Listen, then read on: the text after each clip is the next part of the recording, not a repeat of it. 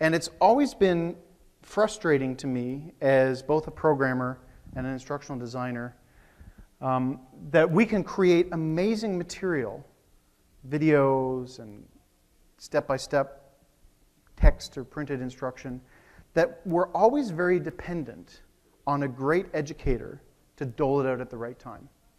And I actually kind of feel that the best educators are the ones that really just dole out the stuff at the right time. So there's a lot of stuff you need in order to do that. You need to know where your students are at, you need to know what they need, you need to know how they need it. But if we're talking about online education, if we're talking about even blended education, how do you make it so that that online piece, that self-paced piece, is doled out effectively? This is a real challenge. But when it becomes hands-on, I think that there is a fundamental need from a technology point of view to have a platform that does a much better job of doling stuff out. Adaptive learning, gamification to a certain extent, it all can plug into this need of doling out the help at just the right time. Because that's what a great educator does. And that's what we lose when we transition out of the classroom and into a blended or into a purely online environment.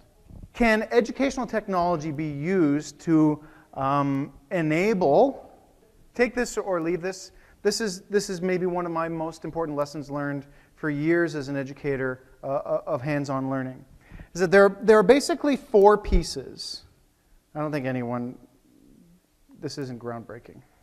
There's instruction, there's support, there's assessment, and there's observation, or the ability for the learner to make notes. And I think the problem comes, in my opinion, when those 4 things only happen at the end of a long lecture.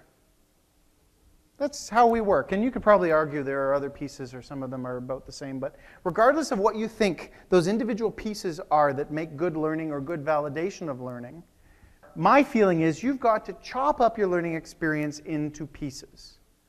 And a great 3-hour lecture, maybe there's 10 points. So maybe there's 10, 18-minute snippets instead of a 3-hour lecture. Certainly, a 2-hour lab experience where students are doing this or mixing that or whatever, that is actually a series of strung together learning moments. And ideally, you want to do your instructional design. You want to prime your educators. You want to train your trainers to be able to do some element of this throughout the process. And the best of them are already doing that. The best of them see people walking out or see people glazing over, and they respond to their crowd. So this idea that here is a 3-step learning experience, and in the first step I'm going to provide a little bit of support if they need it, followed by an interaction they need to do, followed by some note-taking, and then an assessment. Maybe 5 minutes long. Step 2, there's a little bit of note-taking and some extra support. Step 3, some combination of those things. And what the problem is, in a lot of cases, the learning platform, the LMS that we have in place, tends to be great at delivering documents. Okay? And a document, this is the good news, that for all of us who are instructional designers, a document or a snippet can be built in Articulate or Captivate or whatever, and we can implement this. The challenge, I think, comes, and where I think that there's an opportunity for an improvement out there in the technology ecosystem, is having an analytics and accountability for that learner as they go throughout that whole process. You're giving them instruction, you're doling out that extra help. Back to what I think the great teachers in the elementary school space, helping kids with Lego robotics, are doing.